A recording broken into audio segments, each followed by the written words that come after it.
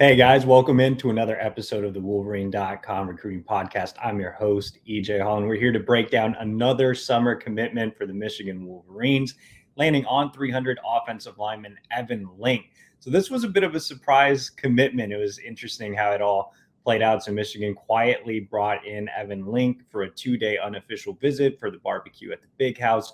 He got a personal day with Sharon Moore and Jim Harbaugh, and then he, had the full barbecue experience in Link. They are getting the number 11 offensive tackle in the country and the number 125 overall prospect in the country. So this is a big land for the Wolverines, who were kind of struggling to recruit along the offensive line. It was a bit disappointing considering Coach Moore is considered one of the best recruiters on Michigan's staff.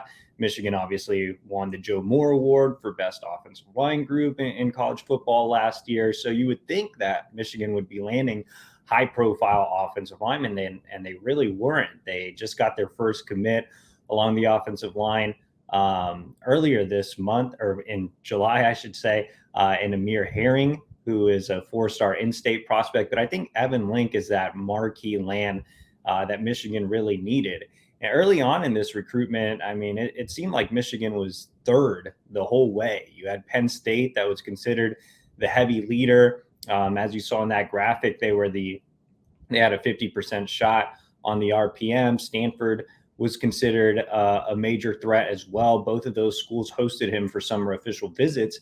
Michigan did not. Michigan, do you see here on the RPM, our producers pulling up, 5.6% shot, not a great shot there, even lower than Virginia Tech, it appears. So, Michigan was kind of considered third. He was supposed to make an official visit in the summer. It didn't pan out due to personal reasons, but Moore did a terrific job of getting him on campus for the barbecue and making a strong impression on him and his family. I think Link's a kid that just really valued the education aspect. That's why Stanford was up there as well. But Michigan offers the best of both worlds: elite academics, elite athletics.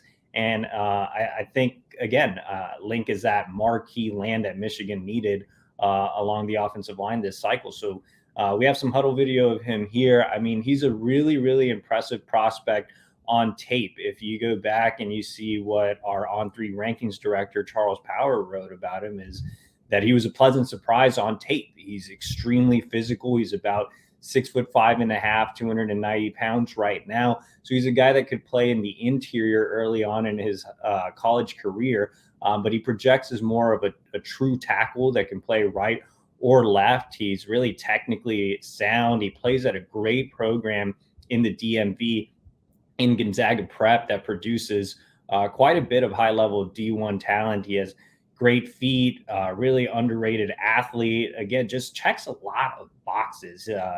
Sharon Moore, although new to the offensive line, played offensive line at the college level, knows exactly what he's looking for up front, and I think Link is his biggest land yet. Just a really impressive land as far as, what's next for Michigan offensive line recruiting. Still looking to take around 4 to 5 this cycle. You, again, have Amir Herring on board as well, who's a straight interior offensive lineman that could play guard or center. Link, again, a guy that could start off in the interior but projects more as a tackle. As far as some other guys that are out there that Michigan's really looking to pull in, you have Caleb Lomu, another big-time guy, top 100 prospect in terms of On3's rankings out of Arizona. He was on campus this weekend with Link for the barbecue at the Big House. He's the guy at tackle right now that I think Michigan has the most realistic shot at landing. He's returning for an official visit in September.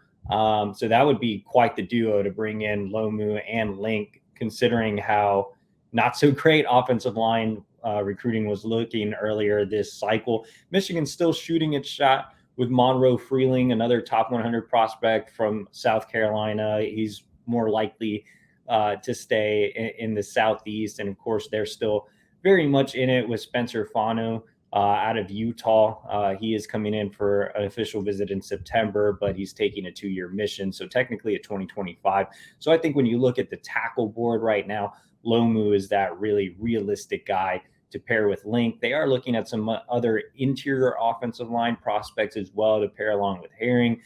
Nathan Ifobi is one who is coming in for an official visit in the fall. You also have several other guys that Moore is evaluating. Another prospect to really keep an eye on is DJ Chester, an On300 prospect out of Georgia, who's coming in for an official visit. But Michigan's kind of in the middle of resetting the offensive line board. Again, Moore is evaluating several prospects and kind of resetting that board as we head into fall. But obviously, Michigan having two solid offensive line commits after a bumpy start is great. And then, overall, right now, the class has 13 commits, ranked number 25 in the On3 consensus. It's not super ideal coming out of official visit season or coming out of the barbecue at the Big House. Again, you see the 25 national ranking, fourth in the Big 10. But you have to keep in mind, look, Michigan started kind of slow last cycle, and you had the big close with a strong season.